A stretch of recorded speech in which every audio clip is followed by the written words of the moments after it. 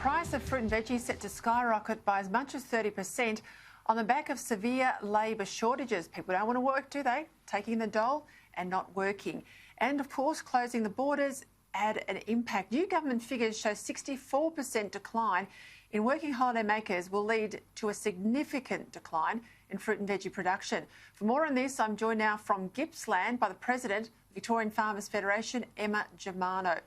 Emma, great to have you back on Credlin. I had to say these statistics are alarming. Give me a sense of how hard it is for farmers to find workers at the moment.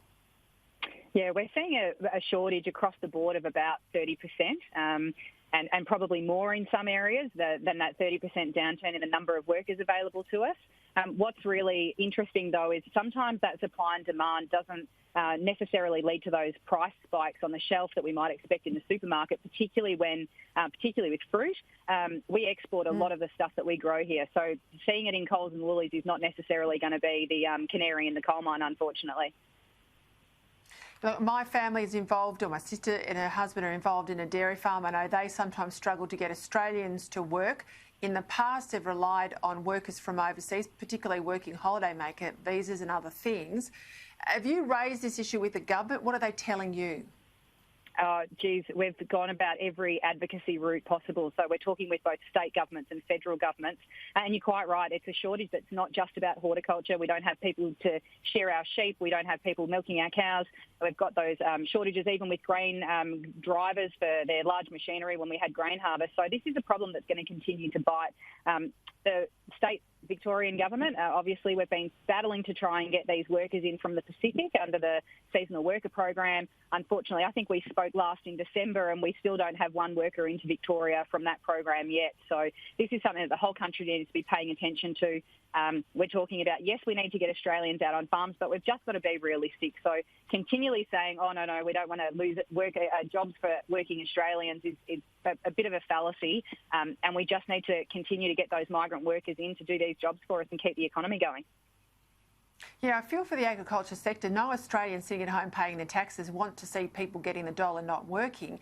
But at the same time, we can all say that that's a great thing, get these kids out there and people that aren't working out to the farms and put them into these jobs. But if they won't do it, you can't get them out there. This is the problem. There's no sort of stick with the government, despite the carrots, to move them. So you rely on these international workers, and we haven't got them at the moment. You've heard about an amnesty plan.